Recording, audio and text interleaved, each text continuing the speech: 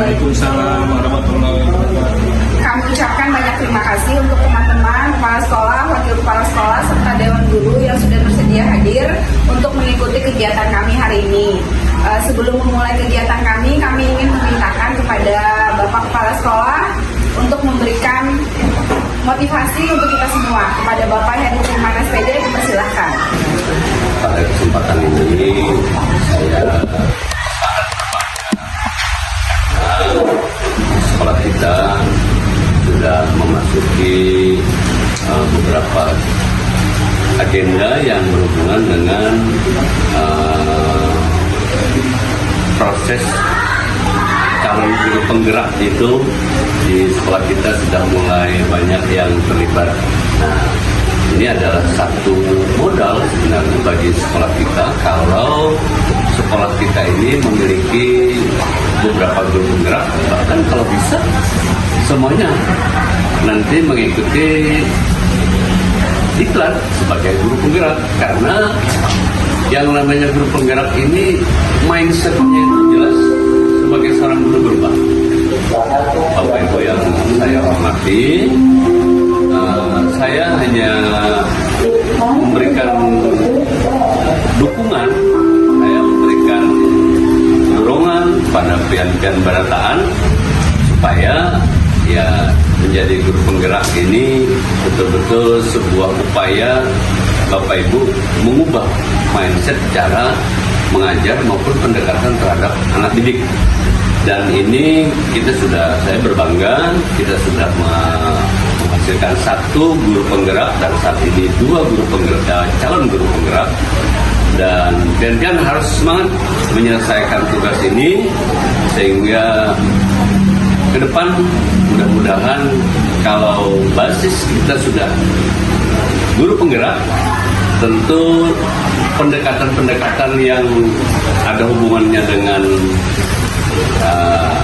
bentuk negatif, bentuk yang berupa larangan, jangan, atau menyalahkan anak, mudah-mudahan Pian bisa menerapkan itu.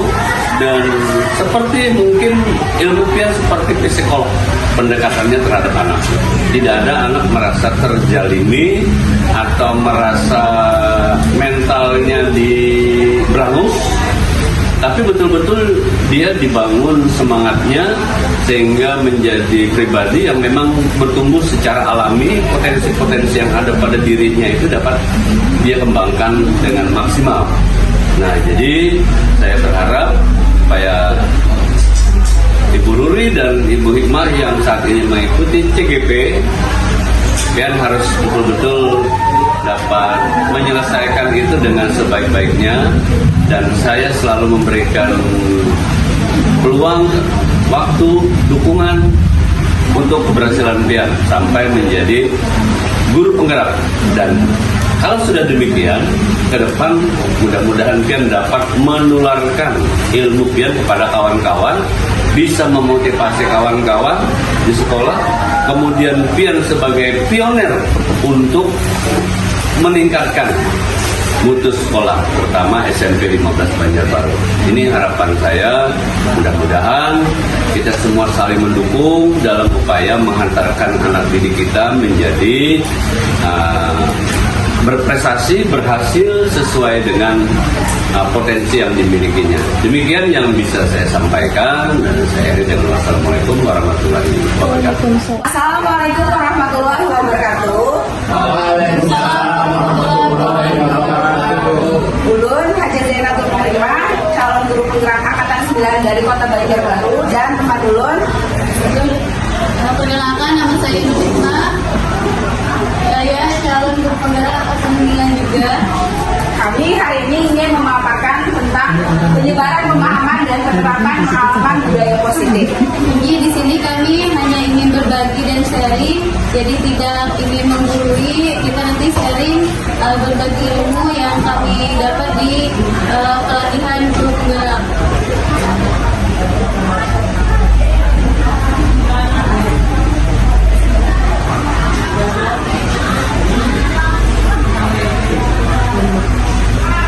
Inti konsep budaya positif yang pertama yaitu perubahan paradigma positif, disiplin positif,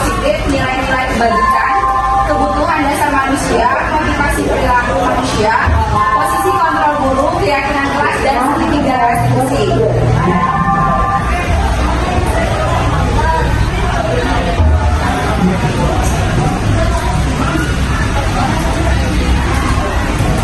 Pembelajaran dengan paradigma baru, yaitu pembelajaran dengan paradigma baru merupakan pembelajaran yang dirancang berdasarkan prinsip pembelajaran berdiferensiasi sehingga peserta didik belajar sesuai kebutuhan berdasarkan tahapan perkembangan sesuai teori psikologi modern untuk mewujudkan profil pelajar Pancasila. Di sebelah sana itu ada profil pelajar Pancasila, yaitu yang pertama beriman, bertakwa kepada Tuhan Yang Maha Esa dan berakhlak mulia, berkebenekaan global, mandiri, gotong royong, bernalar kritis dan kreatif.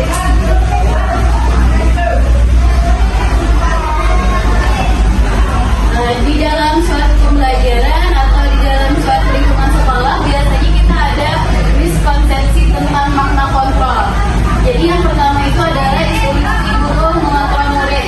Pada dasarnya kita tidak dapat memaksa murid untuk berbuat sesuatu jikalau murid tersebut memilih untuk tidak melakukannya. Walaupun tampaknya guru sedang mengontrol perilaku murid, hal demikian terjadi karena murid sedang mengizinkan dirinya untuk dikontrol. Saat itu, bentuk kontrol guru menjadi kebutuhan dasar yang dipilih murid tersebut. Teori kontrol menyatakan bahwa semua perilaku memiliki tujuan, bahkan terhadap perilaku yang tidak disukai. Yang kedua adalah ilusi bahwa semua penguatan positif, efektif, dan bermanfaat. Artinya, penguatan positif atau bujukan adalah bentuk-bentuk kontrol. Segala usaha untuk mempengaruhi murid agar mengulangi suatu perilaku tertentu adalah suatu usaha untuk mengontrol murid tersebut. Dalam jangka waktu tertentu, kemungkinan murid tersebut akan menyadarinya dan mencoba untuk menolak bujukan kita, atau bisa jadi murid tersebut menjadi tergantung pada pendapat sang guru untuk berusaha. Miskonsepsi tentang makna kontrol yang ketiga adalah ilusi bahwa kritik dan membuat orang merasa bersalah dapat menguatkan karakter. Artinya, menggunakan kritik dan rasa bersalah untuk mengontrol murid menuju pada identitas gagal. Mereka belajar untuk merasa buruk tentang diri mereka. Mereka mengembangkan dialog diri yang negatif. Kadangkala sulit bagi guru untuk mengidentifikasi bahwa mereka sedang melakukan perilaku ini, karena seringkali guru cukup menggunakan suara halus untuk menyampaikan pesan negatif. Yang terakhir yaitu ilusi bahwa orang dewasa memiliki hak untuk memaksa. Itu biasanya adalah salah satu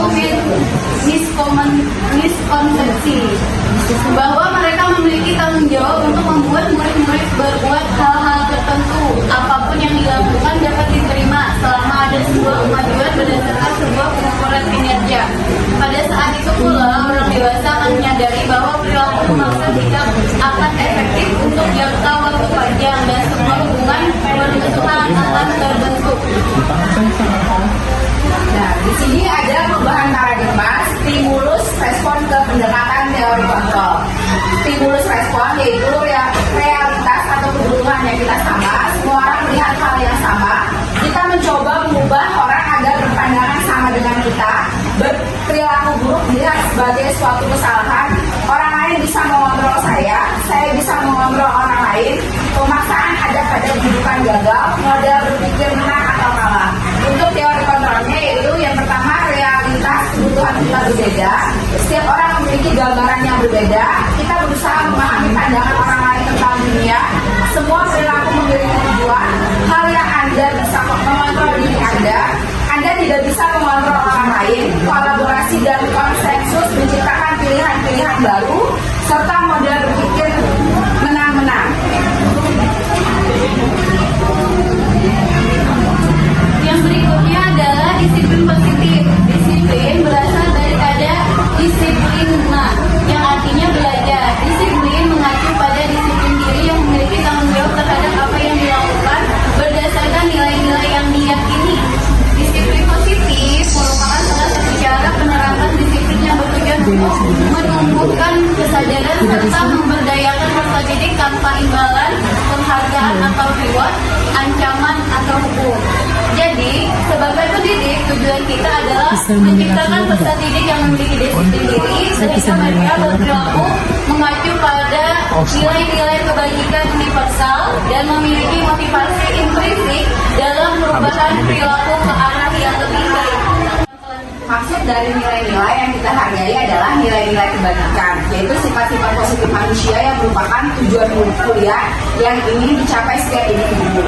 Nah, di situ ada nilai-nilai kebajikan yang ingin dicapai oleh setiap anak di Indonesia. Kita kenal dengan profil pelajar Pancasila. Ada 6. Yang pertama yaitu beriman, bertakwa kepada Tuhan Yang Maha Esa, dan berakhlak mulia. Yang kedua yaitu mandiri. Yang ketiga yaitu bernalar kritis. Yang keempat yaitu berkebenekaan global. Yang kelima bergotong royong, dan yang keenam adalah kreatif. Kebutuhan dasar manusia yang pertama itu adalah segala sesuatu yang dibutuhkan oleh manusia untuk mempertahankan keseimbangan kondisi fisiologis dan psikologis yang bertujuan untuk mempertahankan kehidupan dan kesehatan. 5 kebutuhan dasar manusia menurut Dr. William Glasser. Yang pertama itu penguasaan, yang kedua itu bertahan hidup, yang ketiga itu kesenangan, yang keempat itu kasih sayang dan rasa terima, yang terakhir adalah kebebasan. Teori motivasi perilaku manusia. Yang pertama, untuk menghindari ketidaknyamanan atau hukuman. Apa yang akan terjadi apabila saya tidak melakukannya? Itu termasuk motivasi eksternal. Yang kedua, untuk mendapatkan imbalan dari orang lain atau institusi. Apa yang akan saya dapatkan apabila saya melakukan? Itu adalah motivasi eksternal. Yang ketiga, untuk menghargai diri sendiri. Saya akan menjadi orang yang seperti apa bila saya melakukannya. Itu adalah motivasi internal. Tujuannya adalah disiplin positif. Nah, konsep disiplin dengan identitas gagal itu ada 2. Yang pertama itu hukuman dan penghargaan. Untuk hukuman itu yang pertama itu menyakitkan, tidak nyaman, murid merasa takut, adanya pemaksaan, murid menyembunyikan kesalahannya, dan yang terakhir murid menjadi rendah diri. Untuk penghargaan yang pertama itu tidak efektif, yang kedua merusak hubungan, adanya sifat iri, yang ketiga memastikan kreativitas anak, yang keempat menghukum dengan sistem ranking, dan yang terakhir adalah merampas hak menghargai dirinya. Konsep disiplin identitas sukses ada 2, ada konsekuensi dan ada restitusi. Yang pertama adalah konsekuensi, yaitu penguatan jangka pendek, perlunya adanya monitoring berkelanjutan, stimulus atau respon. Terus ada yang keempat yaitu murid menghormati peraturan yang sudah berlaku di sekolah. Yang kelima, kehilangan waktu untuk merenungi dari kesalahan yang sudah dilakukan. Untuk restitusinya juga ada 5. Yang pertama, murid bertanggung jawab untuk perilakunya yang sudah dia lakukan. Yang kedua, fokus pada pemecahan masalah dalam jangka panjang. Yang ketiga, murid menghormati dirinya dan orang lain, itu wajib untuk dimiliki setiap murid. Yang kelima yaitu teori kontrol, dirinya yang memegang kontrol untuk dirinya sendiri. Yang terakhir yaitu murid bersemangat memperbaiki kesalahan yang sudah dia lakukan. Konsep disiplin pendekatan restitusi, sebuah cara menamakan disiplin positif pada murid. Yang pertama adalah pengertian restitusi, proses menciptakan kondisi bagi murid untuk memperbaiki kesalahan mereka, sehingga mereka bisa kembali pada kelompok mereka dengan karakter yang lebih kuat. Untuk ciri-ciri restitusi, yang pertama, bukan untuk menebus kesalahan, namun untuk belajar dari kesalahan. Yang kedua, memperbaiki hubungan, tawaran, bukan paksaan. Restitusi menuntut untuk melihat ke dalam diri. Restitusi mencari kebutuhan dasar yang mendasari tindakan. Restitusi diri adalah cara yang paling baik. Restitusi fokus pada karakter, bukan tindakan. Yang selanjutnya, restitusi fokus pada solusi. Dan yang terakhir adalah restitusi mengembangkan murid yang berbuat salah pada kelompoknya.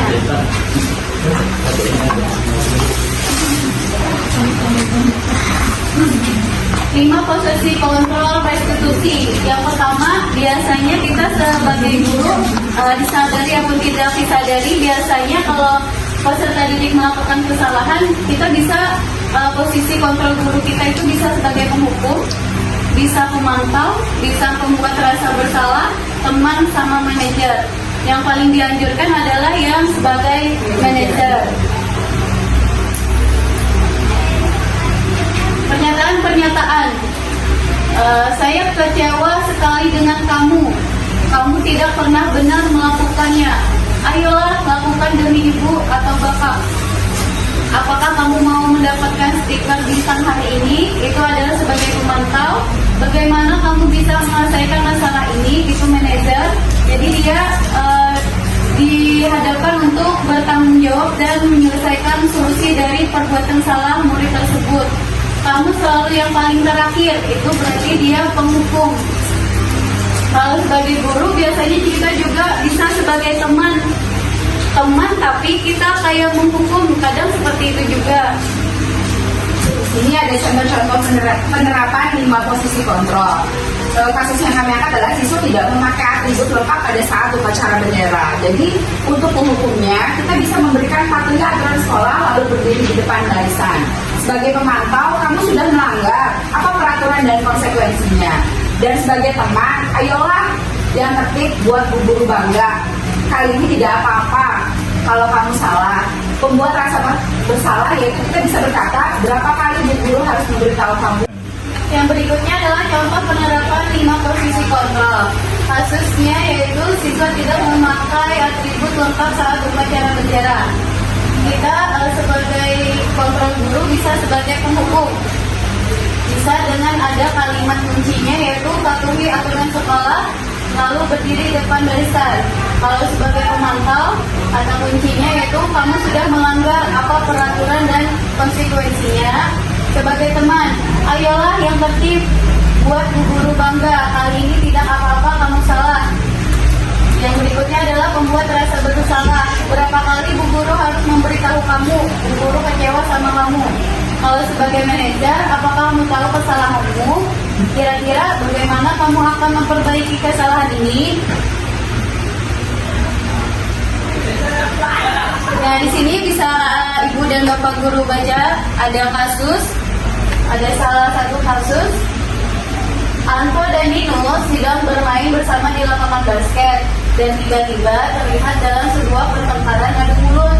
Nino pun menjadi emosi dan mengadakan kontak fisik, menarik kemeja Anto dengan kasar sampai 3 kancingnya terlepas. Pada saat itu guru privat langsung melerai mereka dan membawa mereka ke ruangan kepala sekolah. Ibu Suti sebagai kepala sekolah berupaya memenangkan keduanya, terutama Nino. Nino, sepertinya kamu saat ini sedang marah sekali. Mendengar itu, Nino pun mengalir bercerita tentang kesalahan hatinya.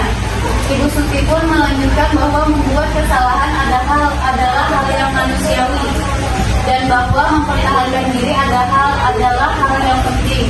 Namun meminta Dino memikirkan cara lain yang mungkin lebih efektif karena saat ini Dino berada di ruangan kepala sekolah.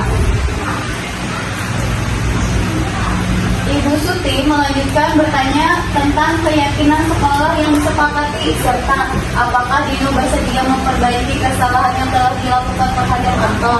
Dino pun akhirnya perlahan mengangguk. Kemudian Ibu Suti balik bertanya kepada Anto, hal apa yang bisa dilakukan Dino untuk memperbaiki masalah? Anto menjawab, saya perlu kancing saya diperbaiki Bu. Ibu saya akan sangat marah kalau melihat kancing baju saya sampai copot 3 kancing begini. Ibu Suti pun kembali bertanya ke Dino, apakah yang akan dia lakukan untuk menggantikan 3 kancing apa yang terlepas? Dino berpikir sejenak, namun menjawab, wah tidak tahu Bu, saya lem kembali mungkin ya Bu. Ibu Suti berpikir sebentar dan menanggapi, kalau dilem akan mudah terlepas kembali Dino. Bagaimana kalau kamu menjahitkan saja? Bersediakah kamu? Dino tampak ragu-ragu dan menanggapi, menjahit? Mana saya tahu bagaimana menjahit Bu. Ibu Suti meneruskan, apakah kamu bersedia belajar menjahit? Dino berpikir sejenak, memandang ke meja Anto dan menanggapi. Yang mengajari saya siapa Bu? Dengan cepat Ibu Suti menjawab, Pak Irfan, guru tata busana. Dino kembali diam sejenak, memandang ke meja Anto yang tampak kanji. Akhirnya Dino mengangguk tanda menyetujui dan sepanjang siang itu Dino belajar menjahit dan memperbaiki kemeja Anto. Terakhir kali terlihat kedua anak laki tersebut, Dino dan Anto, pada jam pulang sekolah mereka sudah bercengkrama dan bersenda gurau kembali. Menurut Bapak dan Ibu, nah, dari hasil kasus yang sudah dipaparkan tadi, menurut Bapak dan Ibu, apakah bisa melihat posisi kontrol apa yang telah dipraktekkan oleh Kepala Sekolah, Ibu Suti? Ada yang bisa untuk memberikan tanggapan? Kalau tidak salah, Iya, Pak. manajer.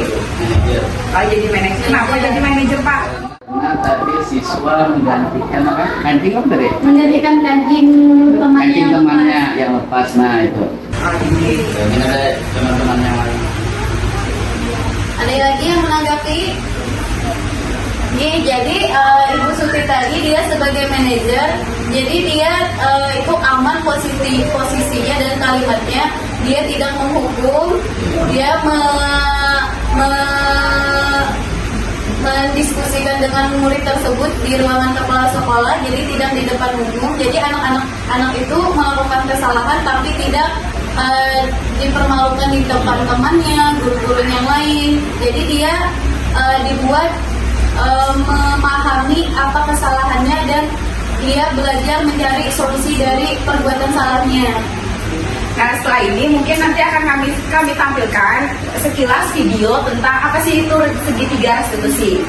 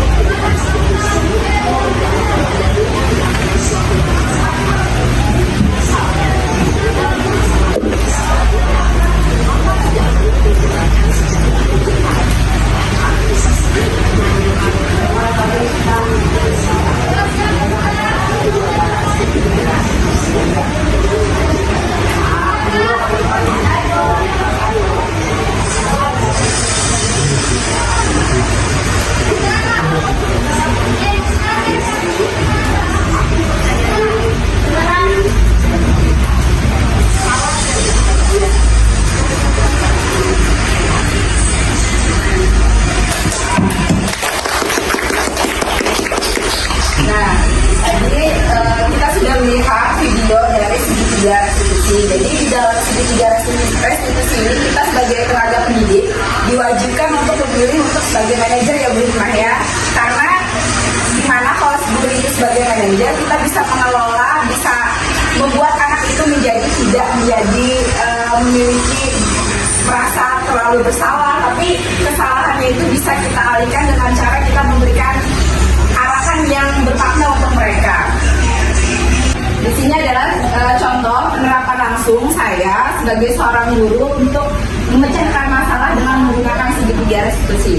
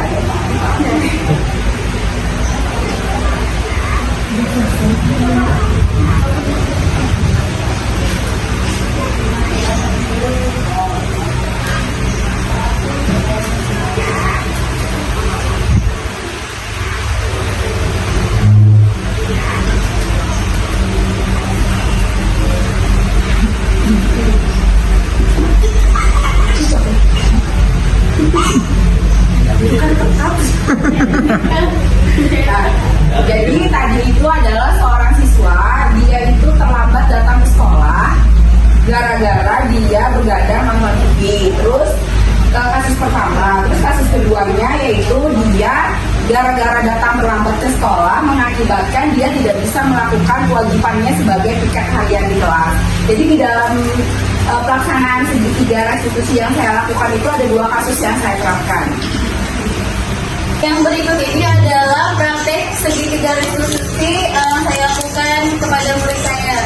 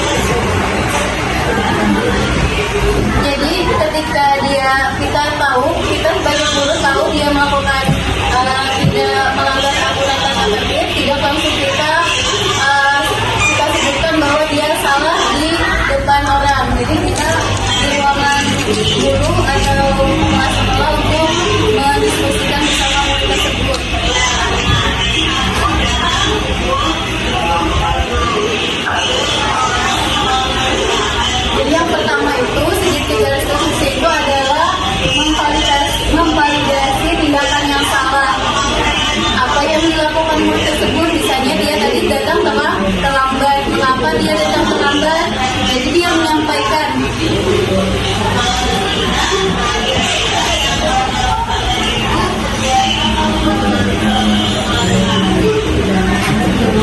Kedua,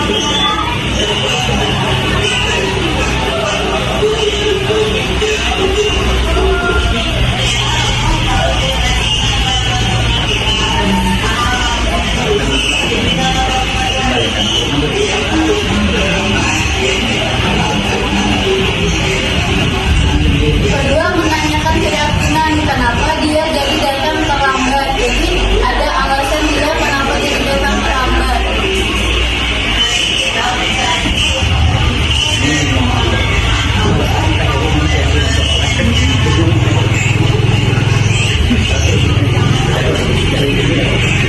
Kemudian praktik ikuti garis diskusi, semoga bisa bermanfaat dan bisa kita praktekkan. Memaparkan tentang keyakinan kelas. Keyakinan kelas adalah nilai-nilai kebajikan atau prinsip-prinsip universal yang disepakati bersama secara universal lepas dari latar belakang suku, negara, bahasa, maupun agama. Menurut Gasan 1998, suatu keyakinan akan lebih memotivasi seseorang dari dalam intrinsik seseorang akan lebih bersemangat untuk menjalankan keyakinannya daripada hanya sekedar mengikuti serangkaian peraturan. Pembentukan keyakinan kelas. Yang pertama, keyakinan kelas bersifat abstrak daripada peraturan yang lebih rinci dan konkret. Yang kedua, keyakinan kelas berupa pernyataan-pernyataan yang universal. Yang ketiga, pernyataan keyakinan kelas senantiasa dibuat dalam bentuk positif. Keempat, keyakinan kelas hendaknya tidak terlalu banyak sehingga mudah diingat dan dipahami oleh para siswa. Yang kelima, semua warga kelas sebaiknya ikut berkontribusi dalam membuat kegiatan kelas lewat curahan pendapat. Dan yang terakhir, bersedia meninjau kembali keyakinan kelas dari waktu ke waktu. Di sini ada peraturan dan ada keyakinan kelas atau nilai kebajikan yang dituju.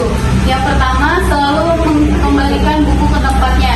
Jadi nilai-nilai yang karakternya yang diajarkan yaitu tanggung jawab. Yang kedua, misalnya dilarang mengganggu orang lain, artinya menghormati orang lain dan diri sendiri. Jadi dia untuk yang sebelah sini dia kalimatnya lebih positif. Kalau di sini dia masih ada dilarang, jangan hadir sekolah 15 menit sebelum pembelajaran dimulai, artinya menghormati orang lain, waktunya tempat dan tujuan. Dilarang melakukan kekerasan, artinya keselamatan dan menghormati orang lain. Jadi sebelah sini yang lebih diambil untuk nilai-nilai kebajikannya. Kata dilarangnya itu tidak digunakan. Misalnya dilarang menggunakan narkoba. Jadi anak peserta didik dalam membuat atau melakukan keyakinan kelas itu diarahkan untuk kalimat yang positif. Bergantian atau menunggu giliran. Jadi dia kalau untuk keyakinan kelasnya itu menghormati orang lain dan kesabaran. Gunakan masker, artinya kesehatan sama keselamatan. Jangan berlari di kelas atau koridor, artinya keselamatan dan keamanan. Kegiatan pembuatan keyakinan kelas, guru bersama siswa membuat keyakinan kelas. Jadi di sini sebelum kita membuat peraturan kelas atau keyakinan kelas, kita harus berdiskusi dulu kepada peserta didik. Yang pertama itu berdiskusi tentang peraturan apa yang akan kita lakukan dan akan kita buat. Setelah itu kita menyusun peraturan itu menjadi suatu keyakinan. Selanjutnya dari hasil penyusunan peraturan menjadi keyakinan itu kita buat di dalam bentuk tulisan yang sudah disepakati melalui adanya tanda tangan, teman-teman membantu untuk membuatnya dan lalu akan ditempelkan di dinding kelas menjadi kesepakatan atau keyakinan kelas yang harus ditaati. Nah, jadi sepakat seluruh siswa di dalam kelas itu bersepakat untuk selalu menaati peraturan atau keyakinan yang sudah mereka buat sendiri.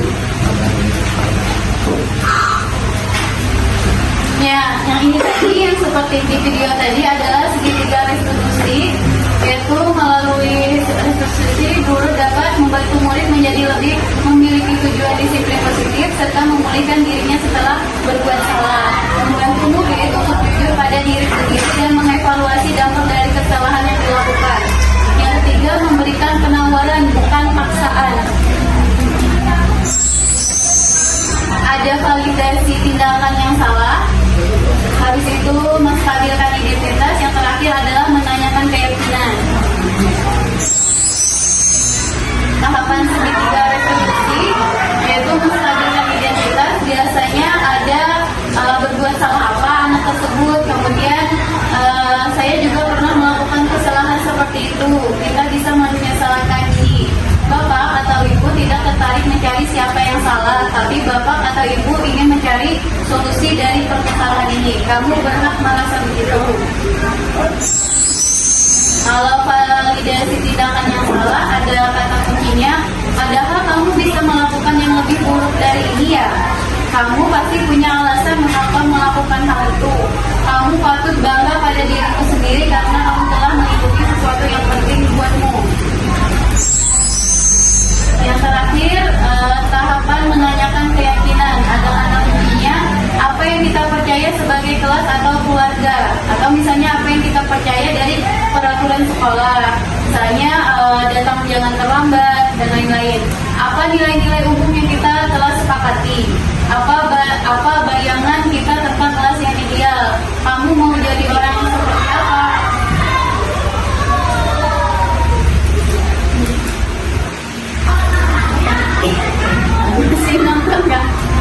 Jadi demikian kami tadi melakukan aksi berbagi, mudah-mudahan bermanfaat. Saya dan Bu Luri mengucapkan banyak-banyak terima kasih atas kehadiran kalian semua. Demikianlah, wassalamualaikum warahmatullahi wabarakatuh.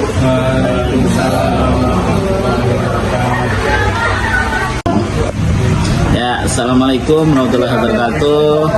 Terima kasih saya ucapkan kepada teman-teman TGP Angkatan 9 yang telah menyampaikan modul 1.4 tentang budaya positif, yang mana pada hari ini dengan semangat menyampaikan kepada guru-guru di SMPN 15 Banjarbaru. Saya juga di sini mengucapkan terima kasih karena sudah meneruskan program guru penggerak, yang juga saya sebagai mungkin awal-awal lah, sebagai pionir dari Angkatan 7, dan juga teman dari TGP Angkatan 9 telah mau diajak untuk mengikuti program guru penggerak. Nah, saya di sini sebagai rekan sejawat sangat bangga dengan teman-teman yang telah menyampaikan budaya positif tadi dengan sangat antusias, menjelaskannya cukup jelas, dan juga teman-teman semangat dalam mengikuti kegiatan pada pagi hari ini. Pesan saya tetap semangat, jangan putus asa, pantang menyerah, ikuti sampai akhir program guru penggerak Angkatan 9. Sukses selalu TGP Angkatan 9. Terima kasih. Assalamualaikum warahmatullahi wabarakatuh. Perkenalkan, nama saya Muhammad Arbani Zuhrinur. Saya telah mendaftar untuk CGP Angkatan 10. Ya. Jadi sebelumnya saya berterima kasih bisa menjadi bagian dari modul 1.4 ya, tentang budaya positif. Ini sangat berguna sekali untuk bekal nanti saya dalam mempersiapkan tugas-tugas sebagai CGP. Namun tidak hanya sampai pada program modul ini saja setelah dilaksanakan, tetapi juga terus terang dari konten pemaparan dari modul ini sangat menarik, tentang bagaimana kita membimbing murid dari dia kesalahan yang dia lakukan, kemudian menyadarinya, dan mereka berkomitmen dari diri sendiri untuk lebih baik. Nah, selama ini mungkin kita hanya bisa menegur dan menghukum, tapi ternyata paradigma itu bisa dirubah menjadi paradigma yang lebih baik dan berpihak pada murid, sehingga mereka lebih sadar. Dan terus terang itu sangat menarik dan sangat berguna untuk kita kembangkan ke depannya. Dan ini juga sebagai guru kita bisa memiliki wawasan yang luas dan lebih bisa menyesuaikan psikis atau jiwa milenial atau generasi Z zaman sekarang yang sudah berbeda dengan generasi yang telah lalu. Ya, mungkin itu saja, sangat menarik dan sangat berguna. ilmu yang sangat bermanfaat. Terima kasih. Assalamualaikum warahmatullahi wabarakatuh. Assalamualaikum warahmatullahi wabarakatuh. Waalaikumsalam warahmatullahi wabarakatuh. Gimana kabar kalian hari ini? Baik. Nah, untuk hari ini Ibu akan memulai. Kita akan membuat keyakinan kelas. Ada yang tahu keyakinan kelas apa?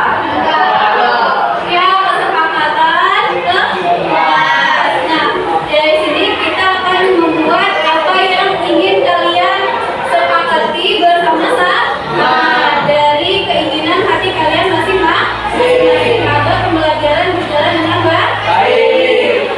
Nah, sebelumnya untuk keyakinan kelas ini nanti kalian bikin satu kalimat, misalnya belajar dengan tenang, misalnya atau misalnya tapi jangan menggunakan kata jangan, kalimatnya jangan menggunakan kata jangan.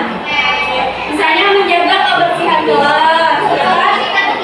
Ya, jangan pakai tidak sama jangan ya. Jadi kalimatnya harus positif, ya kan? Saat belajar harus tertib, ya kan? Saat belajar harus jangan menggunakan kata jangan. Sudah bisa dipahami? Bikin keyakinan kelas dari kalian sendiri. Kira-kira apa yang ingin kalian sepakati dalam kelas?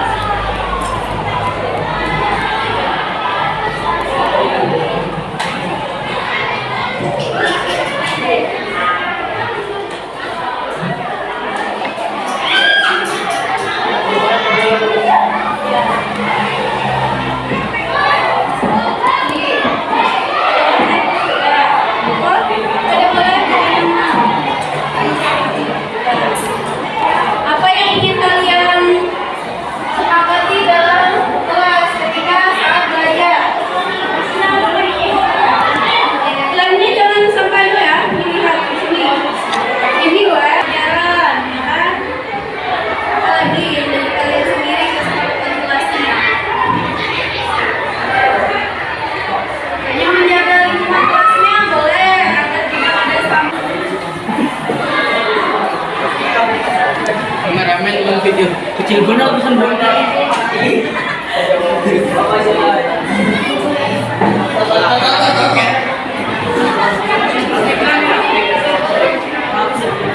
Belajar dengan tertib dan sopan saat belajar. Sepakat?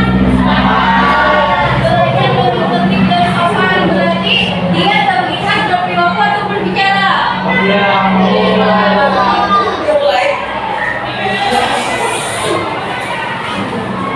Tidak membuang sampah di laci.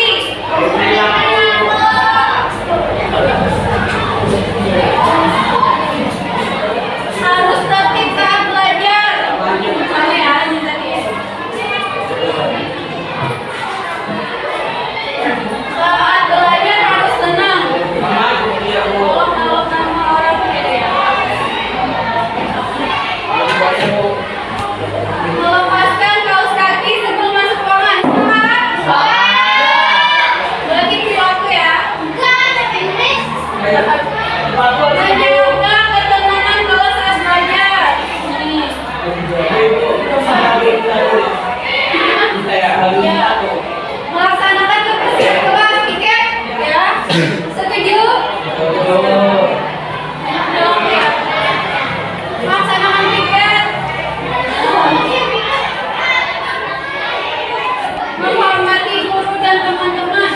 Perilaku ya?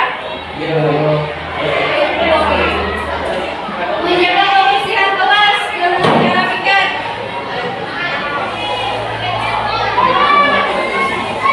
Di saat belajar kita harus fokus untuk masa depan. Fokus.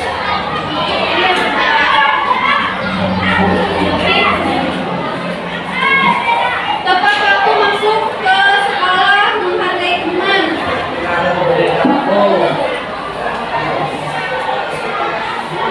Wajib datang pagi untuk melaksanakan piket sesuai jadwal. Semuanya kan?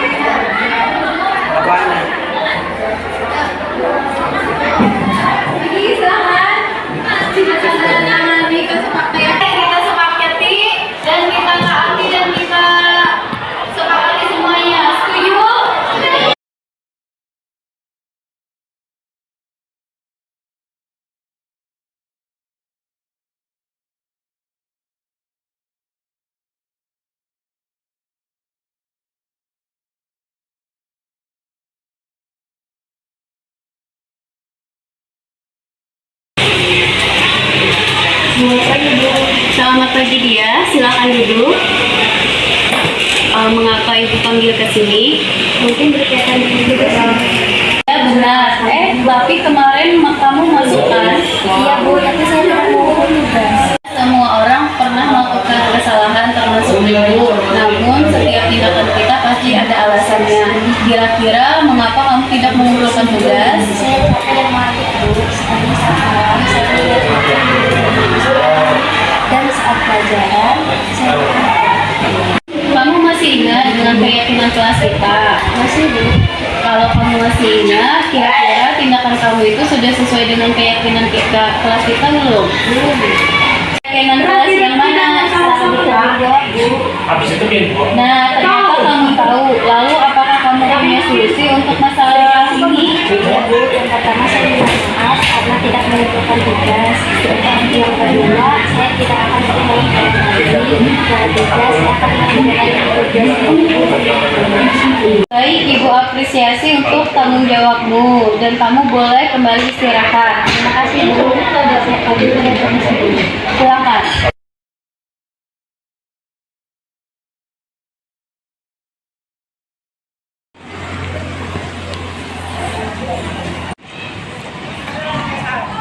Maaf kalau boleh kita terlambat. Iya, Pido, ini sudah jam 8. Iya Bu, tolong ke kelas dulu. Ya, silakan. Ya Bu. Silakan masuk. Assalamualaikum. Waalaikumsalam. Pido, silakan duduk. Kamu tahu mengapa ibu panggil ke sini? Mungkin karena tadi pagi ulun datang ke kampus, Bu. Iya, benar. Tadi kamu datang pukul 7.40. Pido, semua orang pernah melakukan kesalahan, termasuk ibu. Namun, setiap tindakan pasti ada sebabnya kan? Kira-kira mengapa kamu tadi datang terlambat? Saya tadi bangunnya kesiangan, Bu. Kamu masih ingat peraturan sekolah kita? Masih, Bu. Kalau masih ingat, kira-kira yang kamu lakukan tadi itu sesuai atau belum dengan peraturan sekolah kita? Belum, Bu. Mana yang masih kamu ingat? Semua peserta didik harus datang tepat waktu, yaitu di jam 7.30, Bu. Ternyata kamu tahu dan masih ingat peraturan sekolah kita. Apakah kamu punya solusi untuk tindakan kamu pagi hari ini? Iya, Bu. Pertama, saya meminta maaf karena tadi pagi saya datang terlambat. Yang kedua, saya akan meminta tolong kepada orang tua saya agar selalu membangunkan saya pada saat pagi hari. Baik, Ibu apresiasi untuk solusi dan permohonan maaf kamu. Kamu boleh kembali dan istirahat. Oke, Bu. Terima kasih. Permisi. Sama-sama.